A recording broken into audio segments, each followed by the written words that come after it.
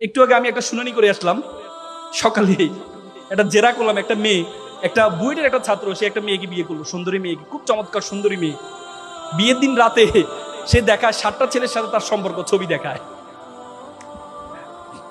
ছেলেটাকে, বলে যে তোমার বিয়ে করছে আবার কি, কাবির নামা হচ্ছে লাকি 7 দিয়ে, মানে 7,77,760 টাকা। রাতে বিয়ের দিন রাতে বলতেছে ডিভোর্স দাও, আর আমার টাকাটা আমাকে, মোহনার টাকাটা আমাকে দিয়ে দাও, মোহনার টাকাটা আমাকে দিয়ে দাও। ছেলে তো বুয়েট থেকে পড়া ছেলে, সুন্দর ছেলে, ডিপিটিসিতে জব করে, বেচারা ইঞ্জিনিয়ার, বেচারা তো পরে যখন দিচ্ছে না তখন বিরুদ্ধে করে দিল এক মামলা। তো পরে ফার্ম গেটের ছেলেটা একটা কম্পিউটার দোকান থেকে প্রিন্ট করছে, যে তাকে তো ছবিগুলো দেখাচ্ছে, 7-8 জনের সাথে সম্পর্ক আছে, প্রিন্ট করছে। তো কম্পিউটার দোকানে উনি বলতেছে ভাই কি ঘটনা, বলছে এই অবস্থা, আমার তো ভালো লয়ার দরকার। তখন কম্পিউটার দোকান নাকি আমার কথা রেফার করলো, ক্রিমিনাল লয়ার হলে উনি এটা ভালো জানে, ওনার কাছে আপনি যান। তো সেই ইঞ্জিনিয়ার সাহেব 3-4 দিন ধরে আমাকে নিয়ে গবেষণা, ওয়েবসাইট দেখেছে, গবেষণা করে তারপর আমার চেম্বারে আসে। পরবর্তীতে এই মামলা তাকে আমি জামিন করিয়েছি। তারপর আজকে মেয়েটার জেরা করলাম, মেয়েটার জেরা করবো, মেয়ের নাকে দিয়ে মুখে দিয়ে শুধু বাতাস বেরোচ্ছে, তাকে যখন বিষয়গুলো সবগুলো সামনে নিয়ে আসা হলো। তার মানে শুধু সুন্দর দেখলেই তোমরা লাভঝাপ করার দরকার নেই। আল্লাহ তাআলা কালো তৈরি করেছে কারণে, আমার মতো কালো তৈরি করেছে কারণে, আবার তোমাদের মতো সুন্দর তৈরি করেছে কারণ দিয়ে। তোমাকে অনর্থক সৃষ্টি করেনি আল্লাহ। মিস্টার বিনের নাম শুনেছ? মিস্টার বিন অক্সফোর্ডের ছাত্র ছিল। মিস্টার বিন যখন অক্সফোর্ডে পড়ে তখন তার খুব স্বপ্ন সে নাটিকা করবে, নাট্যশালায় সে থিয়েটারে সে ভর্তি হয়। থিয়েটারে ভর্তি হওয়ার পর থিয়েটার তাকে একটা ডায়লগ দেয়, সে ডায়লগটা বলতে পারে না। তো তারা বলে তুমি যদি ডায়লগ না বলতে পারো তাহলে তুমি কি নাটক করবা, তাকে বের করে দেয়। মিস্টার বিন চিন্তা করলো আমি ডায়লগ বলতে পারি না, কিন্তু আমি এমন একটা নাটক আবিষ্কার করব যে নাটকে কোনো ডায়লগ দিতে হবে না। 3 বছরের মাথায় মিস্টার বিন এমন একটি মুখ অভিনয় আবিষ্কার করলেন, পুরো বিশ্বটা এত আলোড়ন তৈরি হয়েছে, পরবর্তী অক্সফোর্ড থিয়েটার তাকে নিয়ে পুরস্কৃত করেছে। এরপর তুমি বলো তোমাকে অনর্থক সৃষ্টি করেছে আল্লাহ? আল্লাহ তোমাকে অনর্থক সৃষ্টি করেছে? আল্লাহ তোমাকে অনর্থক সৃষ্টি করেনি। তুমি একটু কালো হলে মন খারাপ করো, হ্যাঁ আমি কালো, আমাকে কেন আল্লাহ অনর্থক সৃষ্টি করেছে, মন খারাপ করো না, করো না? একটা ছেলে প্লে বয়, খুব সুন্দর, সবসময় মেয়েরা তার পিছনে ঘুরে। তো পড়াশোনা তো আর করে নাই, সবসময় প্লে বয় ছিল, পড়াশোনা তো আর করে নাই। তো চিন্তা করলো এবার তো বয়স তো পার হয়ে যাচ্ছে, বিয়ে তো করা দরকার। বিয়ে করতে হলে তো বউ চালাইতে হবে, বউ চালাতো সামর্থ্য তার নাই। সে চিন্তা করলো এমন একটা মেয়ে বিয়ে করতে হবে যে মেয়ের কি, যে মেয়ে চাকরি করে। তো পরে বন্ধুকে বলে বন্ধু চলো একটা মেয়ে দেখতে যাব।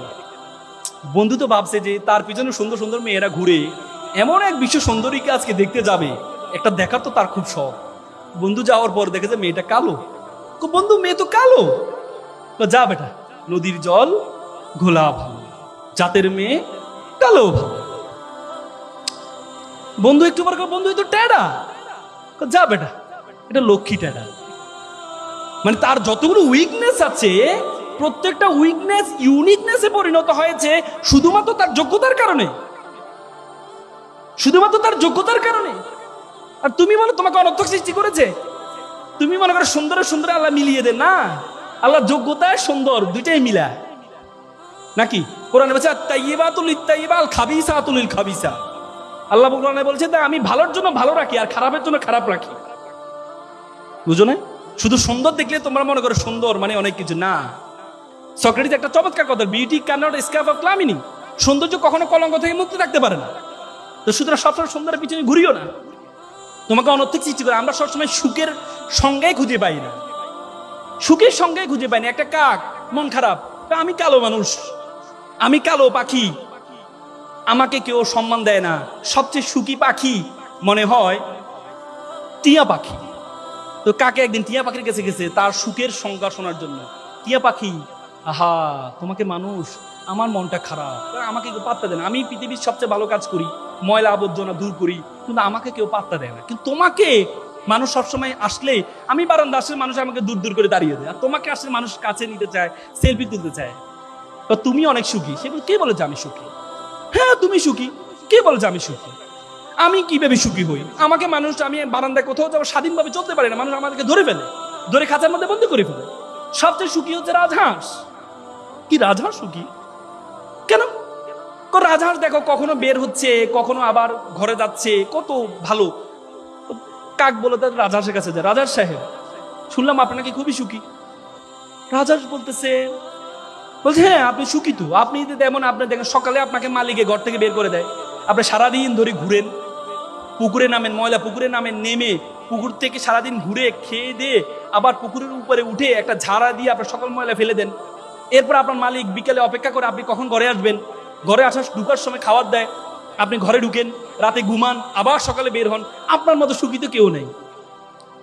সে বলছে আমি সুখী, আমি সুখী। কে বলেছে আমি সুখী? কে বলেছে আমি সুখী? সুখী তো সবচেয়ে বেশি সুখী ময়ূর। দেখো কত সুন্দর ময়ূর, তার সাথে মানুষ ছবি তোলে, তার সাথে সেলফি তোলে, কত সুন্দর দেখতে। কাক বললো যে ময়ূর সুখী। কাক গেল ময়ূর কাছে, ময়ূরকে দেখতে গেলেও চিড়িয়াখানা ঢুকতে হচ্ছে। সে বলে ওরে বাবারে, মানুষ টাকা দিয়ে তাকে টিকিট কেটে তাকে ঢুকতেছে, তার মানে তো সুখী, সে বেশি সুখী। আমি সুখী যে স্বেচ্ছাসেবী পাখি, তুমি তো সবচেয়ে সুখী, তোমার কোনো ঝামেলা নেই, তোমাকে কেউ আটক করছে না, তুমি স্বাধীনভাবে ঘুরে বেড়াও, মানুষের জন্য কাজ করে যাও, তোমার মধ্যে সবচেয়ে বেশি সুখী হচ্ছে তুমি। কাক তখন ভাবলো আরে আসলে কথা তো আমি না সুখী, আমি না সুখী, আমি মানুষের জন্য কাজ করে যাই, মানুষের কাজ করে যাই, কিন্তু মানুষ কখনো আমার খাঁচার মধ্যে বন্দি করে না, খাঁচার মধ্যে বন্দি করে না, আমি অপরের জন্য কাজ করে যাই, অপরের সুখের জন্য কাজ করে যাই। তখন কাক সেদিন বুঝতে পারলো সে সবচেয়ে বড় সুখী। আজকে যারা তোমরা সুইসাইড অ্যাটেম্প নাও, যারা সুইসাইড অ্যাটেম্প নাও, তুমি সুখী না, তুমি সুখী না, তোমরা সবসময় চিন্তা করো। জাপানে একটা বই আছে, তোমরা বইটা অবশ্য পড়েছো, ইংল্যান্ডের একজন নাগরিক, তিনি জাপানের লারা হার্ভে, তিনি জাপানে চাকরি সুবাদে ছিলেন, তিনি একটা বই লিখেছেন, বইটা হচ্ছে কাইজান। সে কাইজান বইয়ে তিনি কিছু গুণের কথা বলছেন, জাপানিরা কেন সুখী। সেখানে একটি গুণের কথা বলছেন ইকিগাই। ইকিগাই মানে pursue what you can do the best, করো যেটি তুমি সবচেয়ে ভালো জানো, করো যেটি তুমি সবচেয়ে ভালো জানো। আর দ্বিতীয় আরেকটি বলছে পোমোডোরো। পোমোডোরো মানে compare, don't compare to other, অন্যের সাথে কখনো নিজেকে কম্পেয়ার করো না। আমরা অন্যের সাথে কম্পেয়ার করি। আল্লাহ রাসূলের জন্য বলেছে তুমি নিচের দিকে তাকাও, তাহলে তুমি কোনো হতাশ হবা না, যদি উপরের দিকে তাকাও তাহলে তুমি সবসময় হতাশ হবা। একটা বিল্ডিং এর 11 তলা একটা শিশু বারান্দা দিয়ে তাকিয়ে আছে, আর নিচে একটা রাস্তার শিশু, সে খেলছে, কাদা দিয়ে খেলছে।